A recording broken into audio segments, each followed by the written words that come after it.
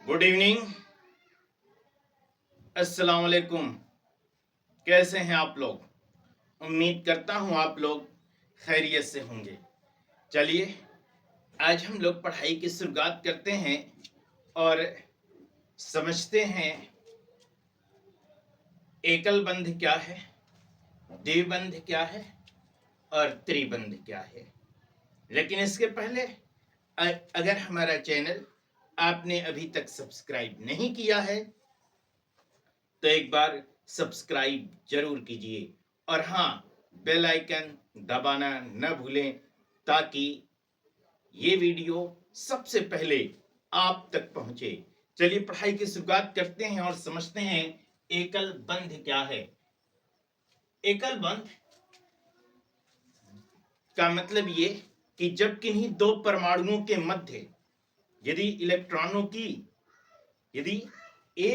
इलेक्ट्रॉनों की साझेदारी होती है, यदि एक इलेक्ट्रॉन युग्म का सहभाजन होता है तो उस सहभाजन को हम कहते हैं, उस जो सहभाजन होता है उस सहभाजन आबंध को हम क्या कहते हैं? एकल बंध कहते हैं। कहने का मतलब ये कि यदि कोई दो परमाणु है, एक परमाणु आपका क्या है? हाइड्रोजन है। दूसरा परमाणु आपका ये भी आपका हाइड्रोजन है या क्लोरीन है, तो क्लोरीन है। तो इस हाइड्रोजन और क्लोरीन के मध्य एक बंध बनता है, एक बॉन्ड बनता है। इसे हम मतलब इसके बाहरी सेल में एक इलेक्ट्रॉन होते हैं और इसके बाहरी सेल में 1 2 3 4 5 6 7 इलेक्ट्रॉन होते हैं। तो ये जो है हाइड्रोजन, ये क्या करता है? ये एक इलेक्ट्रॉन इससे साझा करके, शेयर करके अपना जो 8 का सिद्धांत है वो पूरा करता है। तो इसके बीच एक सिंगल पेयर बनता है, एक सिंगल बंध बनता है जिसे हम कहते हैं एकल बंध। इसी तरह से H के मध्य, CH के मध्य, है ना, मेथेन में सबके मध्य क्या हो गया? एकल बंध द्वारा जुड़ा होता है। ठीक है। अगर हम क्या करें, इस द्विबंध की बात करें, द्विव आबंध की बात करें, तो द्विव आबंध का मतलब ये कि जब दो परमाणुओं के मध्य, जब किन्हीं दो परमाणुओं के मध्य इलेक्ट्रॉनों की साझेदारी, दो इलेक्ट्रॉनों की साझेदारी हो, दो इलेक्ट्रॉनों का सहभाजन हो, तो उनके बीच बनने वाले बंध को हम कहते हैं द्विव आबंध कहते हैं। क्या कहते हैं? उनके बीच बनने वाले बंध को द्विव आबंध कहते हैं। जैसे कोई जैसे CO2, CO2 में जो है क्या है? कार्बन का एक परमाणु, ये ऑक्सीजन के कितने परमाणु? दो माफ करिएगा, एक कार्बन का परमाणु और एक ऑक्सीजन का परमाणु।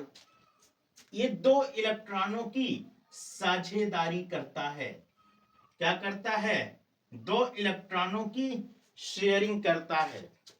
इसे हम कहते हैं क्या? Double bond. इस प्रकार से बने बंध को हम कहते हैं डबल बॉन्ड कहते हैं, द्विव आबंध कहते हैं। इसी तरह से अगर हम त्रिबंध की बात करें, तो त्रिबंध की बात अगर हम करते हैं तो यदि कार्बन के मध्य माफ करिएगा, यदि किसी, है ना, कार्बन नहीं बल्कि किसी के साथ, है ना, यदि किसी के साथ, किसी परमाणु, किसी तत्व के परमाणु के साथ, है ना, जैसे मिसाल के तौर पर हमने कार्बन लिया, या आपका नाइट्रोजन लिया, है ना, तो ये कार्बन और नाइट्रोजन ये जुड़े हैं कितने परमाणुओं से? 3 परमाणुओं से, है ना। यहां 3 किसका? कार्बन का परमाणु का इलेक्ट्रॉन और 3 नाइट्रोजन का। तो ये मिल करके साझेदारी करके क्या बनाते हैं? अपने 8 को पूरा करते हैं। तो जो ये अपने 8 को पूरा करते हैं, यहां पर Cn ये पूरा कर रहा है, ये है आपका ट्रिपल बॉन्ड। या हम ये कहें कि कार्बन कार्बन के जो है मध्य यदि ट्रिपल बॉन्ड है, फिर उसके बाद आपका हाइड्रोजन है, फिर एक हाइड्रोजन है आपका, यानी कि C2H2 में आपका ट्रिपल बॉन्ड है, त्रिबंध है। तो इस तरह से एक बंध, द्विबंध और त्रिबंध, ये आपको समझ में आ गया होगा। अच्छा, एक चीज और है कि यदि जो है सिंगल बंध है, तो सिंगल बंध को हम क्या कहते हैं? सिग्मा बंध कहते हैं। क्या कहते हैं? इसको हम सिग्मा बंध कहते हैं। जो सिंगल बंध होता है ये कहलाता है क्या? सिग्मा बंध। और अगर यही क्या है? डबल बॉन्ड है, तो ये आपका है सिग्मा बंध। क्या है? सिग्मा बंध। और ये है आपका क्या? पाई बंध। क्या है ये? जो नीचे वाला बंध है ये आपका पाई बंध है। अगर ये ट्रिपल बॉन्ड है, यहां पर देखिए ट्रिपल बॉन्ड है, कार्बन कार्बन के मध्य देखिए ट्रिपल बॉन्ड है ना, तो ये आपका है सिग्मा बंध। क्या है? सिग्मा बंध है। ये दोनों जो बंध हैं, ये दोनों क्या हैं? पाई बंध हैं। क्या है? पाई बंध हैं। मतलब सिंगल बंध में केवल सिग्मा बंध होता है, लेकिन द्विबंध में एक सिग्मा बंध होता है, एक पाई बंध होता है। और ट्रिपल बॉन्ड में, त्रिबंध में एक सिग्मा बंध होता है और 2 पाई बंध होते हैं। जैसे एग्जाम्पल के रूप में हमने यहां पर क्लियर बातें की, ठीक है। अब हम लोग बातें कर लेते हैं इसमें आयनिक यौगिक और सहसंयोजी यौगिक में अंतर क्या है, difference between ionic compound and covalent compound. Okay, चलिए बात कर लेते हैं। इसको हम नोट कर लीजिए इसे, ताकि इसे हम क्लियर कर दें। चलिए आगे बात करते हैं आयनिक यौगिक और सहसंयोजी यौगिक है जो, इसके अंतर के विषय में हम लोग बात कर लेते हैं। देखिए, जो आयनिक यौगिक होता है और सहसंयोजी यौगिक होता है, मैं यहां पर पॉइंट बाय पॉइंट नोट भी करते चल रहा हूं ताकि बहुत क्लियर आप लोगों को होता चले। आयनिक यौगिक, आयनिक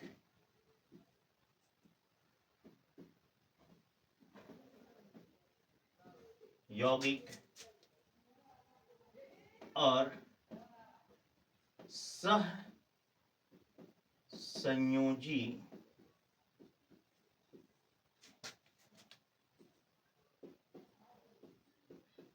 यौगिक में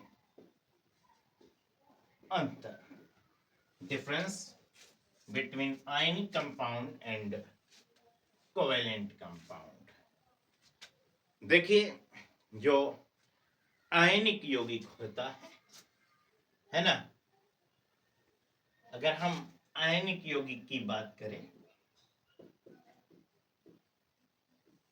तो आयनिक यौगिक जो होता है ये सामान्य तौर से ये फिजिकल स्टेट जो इसकी होती है वो ठोस होती है। भौतिक अवस्था इसकी कैसी होती है? ठोस अवस्था में होता है। लेकिन जो सहसंयोजी यौगिक होता है,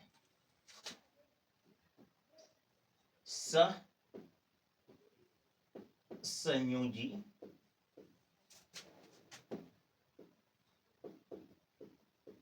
यौगिक, सहसंयोजी जो यौगिक होता है ये ठोस भी होता है, ये ठोस भी हो सकता है, द्रव भी हो सकता है और गैस भी हो सकता है।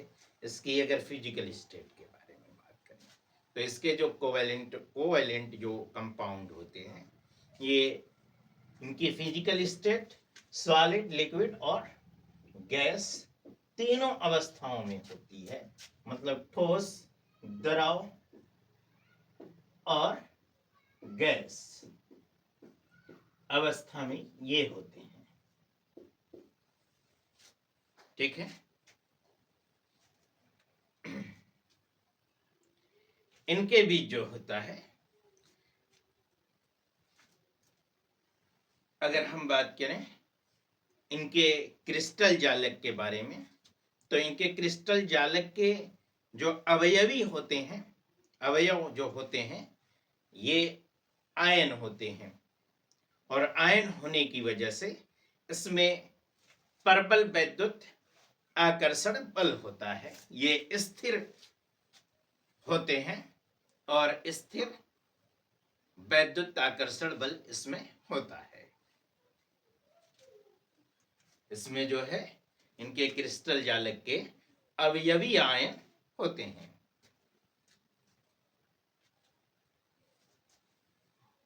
किसके? आयनिक कंपाउंड के। तो इनके क्रिस्टल जालक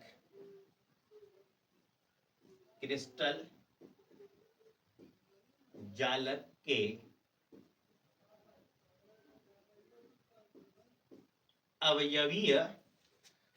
अवयवीय आयन होते हैं।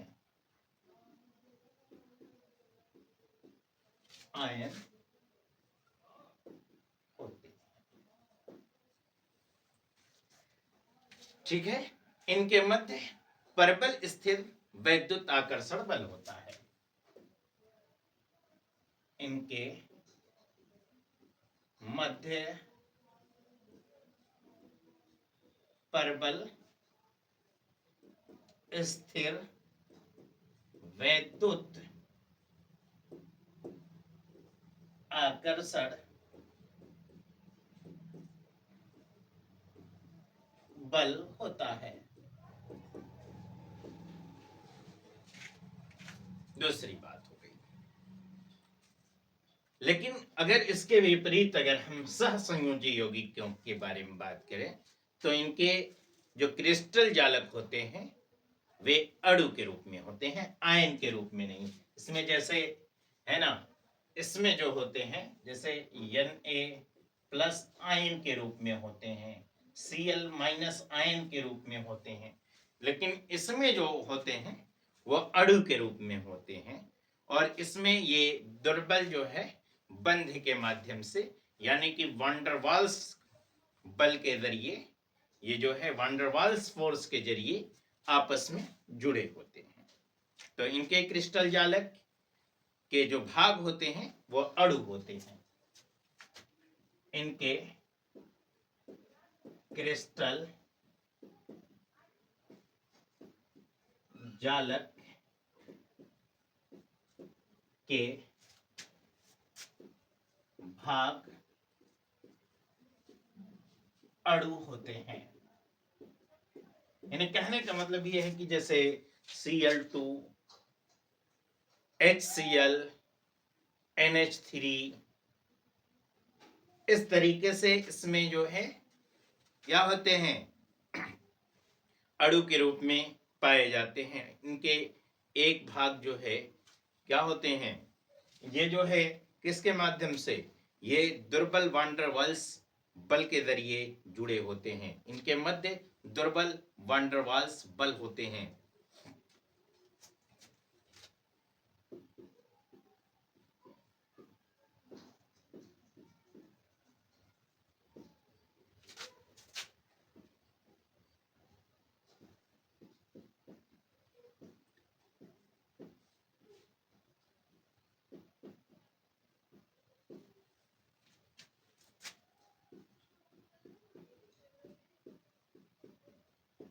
होते हैं, ठीक है।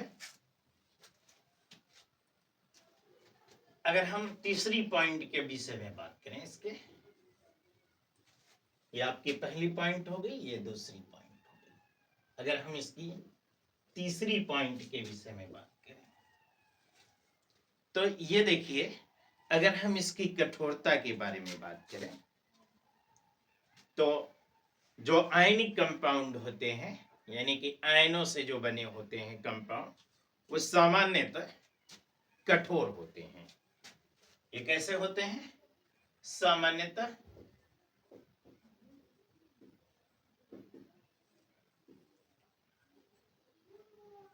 कठोर होते हैं।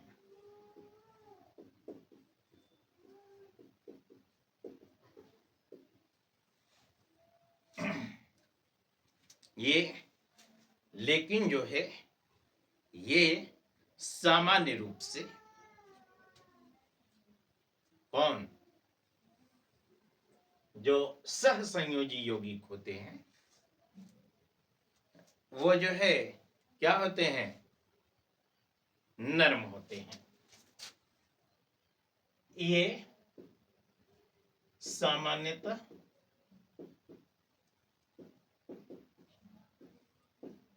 नर्म होते हैं।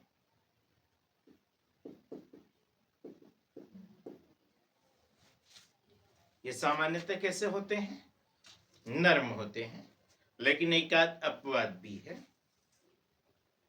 जैसे आपका हीरा हो गया, हीरा कठोर है ना, हीरा बहुत कठोर होता है, तो हीरा है, इसका अपवाद होता है, ठीक है ना। ये क्या है, ये दोनों अपवाद हैं, इसके अपवाद हैं। और अगर हम चौथी पॉइंट के बारे में इसके बात करें, आयनिक यौगिक के बारे में, तो इनके गलनांक और क्वथनांक के बारे में बात कर लेते हैं। तो इनके गलनांक और क्वथनांक के बारे में अगर हम बात करें तो गलनांक और क्वथनांक जो होता है इसका उच्च ही होता है। जो आयनिक यौगिक होते हैं इसमें गलनांक और क्वथनांक दोनों के उच्च गलनांक और क्वथनांक दोनों उच्च होते हैं, क्वथनांक उच्च होते हैं, ठीक है। लेकिन अगर हम कोवैलेंट कंपाउंड के बारे में बात करें तो कोवैलेंट कंपाउंड के ठीक इसका उल्टा होता है। और उल्टा ये है कि इसका जो गलनांक होता है वो निम्न होता है, इसका जो क्वथनांक होता है वो भी निम्न होता है। इनके गलनांक, इनके गलनांक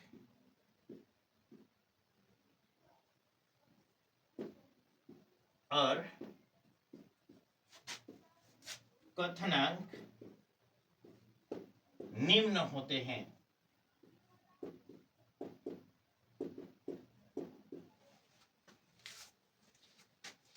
एक लास्ट पॉइंट के बारे में बात कर लेते हैं कि ये जो है,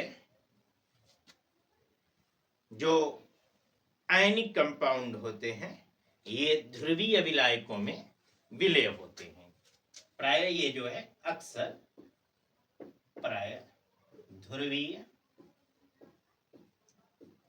विलायकों में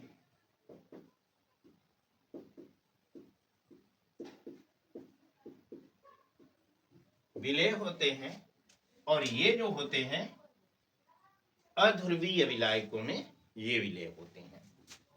प्राय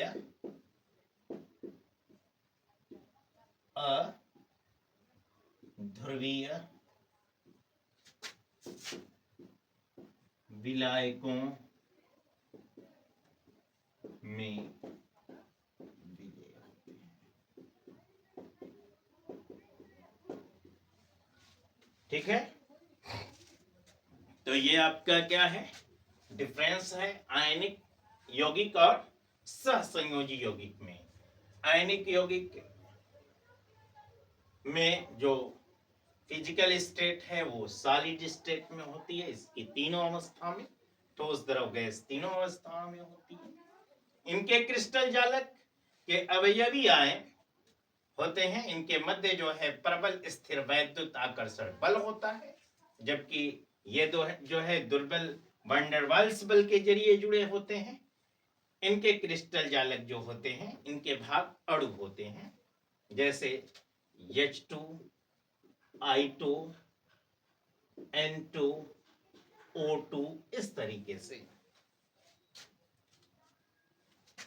अगर हम इसकी कठोरता के बारे में बात करें तो ये सामान्यतः कठोर होते हैं, ये सामान्यतः नर्म होते हैं, लेकिन एक आध इसके अपवाद होते हैं। इनका उच्च गलनांक होता है और उच्च क्वथनांक भी होता है। जो आयनिक यौगिक है, आयनिक यौगिक के सदैव उच्च गलनांक और उच्च क्वथनांक होते हैं, जबकि इनके गलनांक और क्वथनांक निम्न होते हैं। ये जो है आयनिक यौगिक प्राय जो है ध्रुवीय विलायकों में विलय होता है, जबकि आयनिक सहसंयोजी यौगिक जो होता है, सहसंयोजी यौगिक जो होता है, ये अध्रुवीय विलायकों में विलय होता है। ठीक है, इसे आप लोग जो है एक बार नोट कर लीजिए।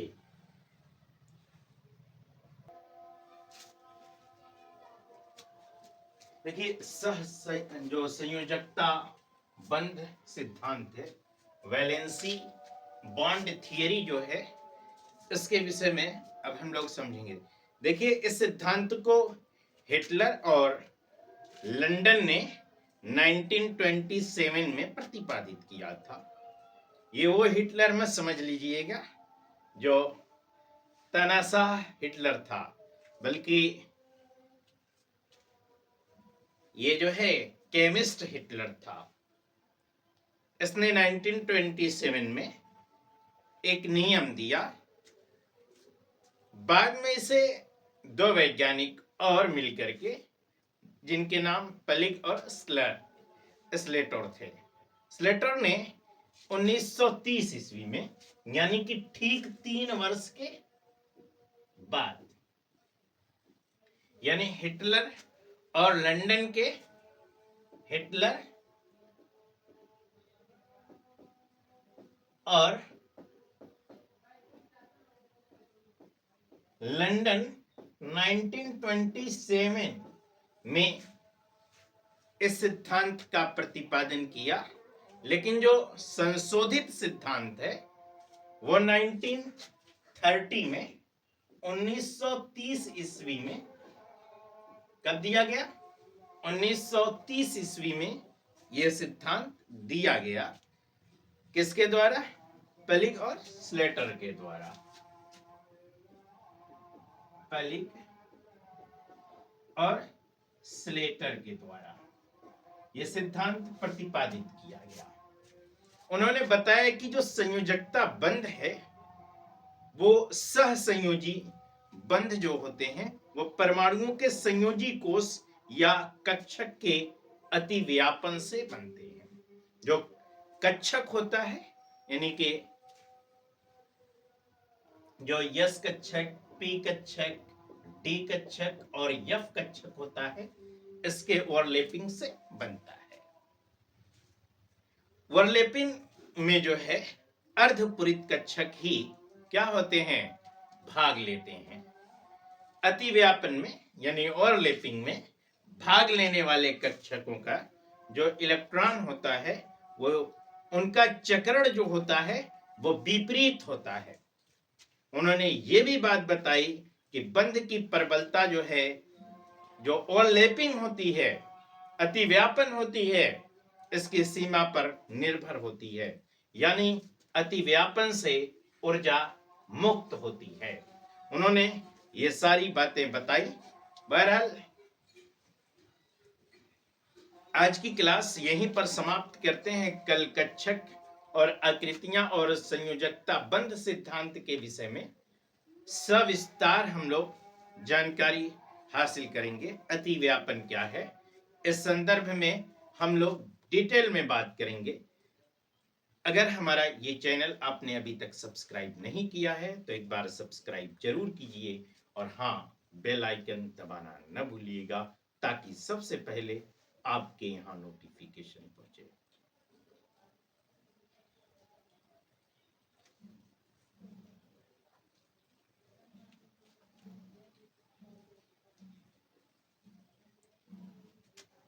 बहुत बहुत शुक्रिया आप लोगों का कि आप लोग जुड़े रहे। ये हम लोग जो पढ़ने वाले बच्चे हैं उनके लिए ये बहुत फायदेमंद है, और ख़ास तौर से जो नीट जेई की तैयारी